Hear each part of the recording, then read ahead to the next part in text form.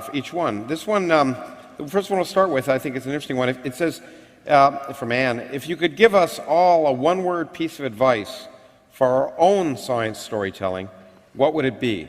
And P.S., thanks for showing us how sexy science is. I don't think that referred to your shirt, but it's okay. That we can probably do. One word, I guess we can go across, or if you want. You don't have to be everyone. Anyone want to give a one-word piece of advice? Yes, go ahead. Algebra. Learn algebra. Ooh. I got one word. Yep. I got one word. That one word is ambition. That is something not encoded by any practicing exam in the school system. Yet, in fact, if you look at the most successful people there ever were, they are not the ones necessarily who got straight A's. Those are the ones who had ambition, which overrides it all. Yeah, okay. I agree. It's a long word, but it's a good one. I would say passion. I think, in the terms of storytelling, too many people, we said this last night too, too many people, I think, are afraid to inject their own story or their own passion when they're talking about it as science. But if you don't talk about what you're interested in, no one else is going to be interested in it. Empathize. What? Empathize, because the best people, the best teachers of science and the best writers about science are the ones who can empathize with people who don't quite get it yet. I was going to say the same thing. Anyone else want to throw in? You've been jumping ahead? No? I would just say, Richard. Yeah. What? I was going to say emphasizing exactly for the same reason, but I'll say instead poetry then. Poetry. Excellent. Anyone? I would just say that you should be able to tell it so that your mother can understand it. Hey, that's good. My mother never listens, but it's okay. And if your mother's a theoretical physicist? yeah, that's right.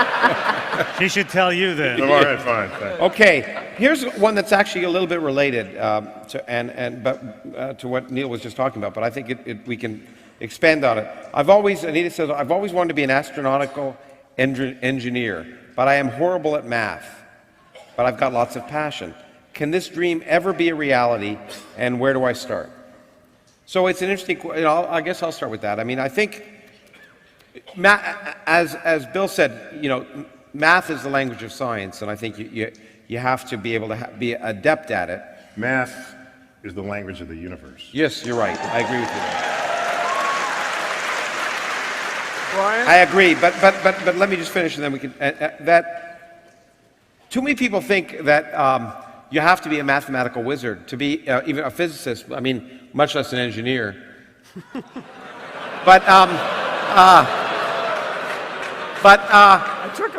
It takes all types. I know people who've won the Nobel Prize. I know people. You don't have to be the best mathematician in your class. You don't have to be a whiz. It takes all types to do science, and any stereotype just doesn't work. If you're interested, do it. What's that have to do with you knowing the Nobel laureates? Who were not the best in their class. Oh, fine, thank you. Okay. And who weren't necessarily even that strong in math. Okay. But the other thing, I'll just say, you say you're bad at math. I bet you're not that bad. And I just want to remind you that when it comes to math, there's no substitute for practice. It sucked for me. It sucks for, you just have to practice. So when you come to me and say, I'm bad at math, I am open-minded, of course, but skeptical. I'll bet you can do it, whoever you are. That's an important point. We were talking about it last night, too, and it touches on what you said. I like science museums often because they show science is fun, but science is hard work, like anything, to do, like music, like anything else, to do it well. And it takes a lot of work. So and if you don't enjoy it, you can't do the work. But just enjoyment alone isn't enough. You've really got to be willing to work at it. I think what's really going on here is people presume that in order to be good they presume that if the math is not coming easy, that therefore you'll never learn it. And I meant it literally, that math is the language of the universe. And it's like any other language, especially a language that does not share the Roman alphabet. So, for example, if you wanted to study Chinese, it looks completely intractable at first. It looks like Greek. Exactly. And you can ask the question, how long does it take one to become fluent in Chinese if you're not Chinese yourself? And so it can take years, 5 years, almost 10 years if you never go to China. You go to China maybe 5 years of intensive exposure, and you've never done that with math. Imagine that level of exposure to math, what kind of fluency you would have at the other end of that pipeline. So at least give yourself the opportunity that any person learning a foreign language would give themselves before you turn around and say you're not good at math.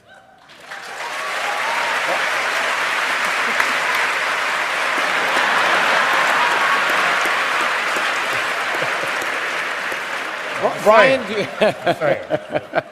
Get me started. yeah, you don't want to get him started. I know that from experience. You're a professor of math as well as physics, probably the only one on the table. Yeah, and the question that comes to mind for me is, how do you know that math is the language of the universe? I was going to say, what about the multi? The universe told me. Pretty good first approximation, I'll tell you. Now, Okay, we're now Trinity, doing but science before by you go, revelation. Lawrence, but- before you go, I'm yeah. just wondering, because I have a question about this. Yeah. Could you imagine that one day far in the future we encounter some alien civilization and they say, hey, show us what you've done to understand the universe, and we bring out our math books with all our theorems in physics, and they turn around and say, math, we tried that. Yeah, it takes you just so far.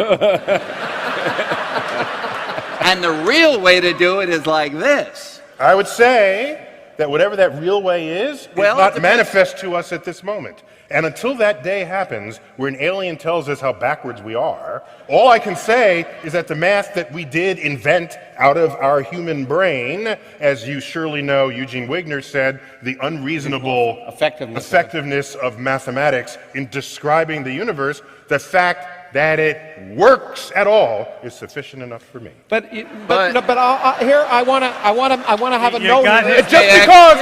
Just because you still can't figure Just out 'cause your you're string bigger. theory, Back in don't your come corner. to Get crying to back me. Back in your Don't come crying to me just 'cause you can't figure it out. No, in fact,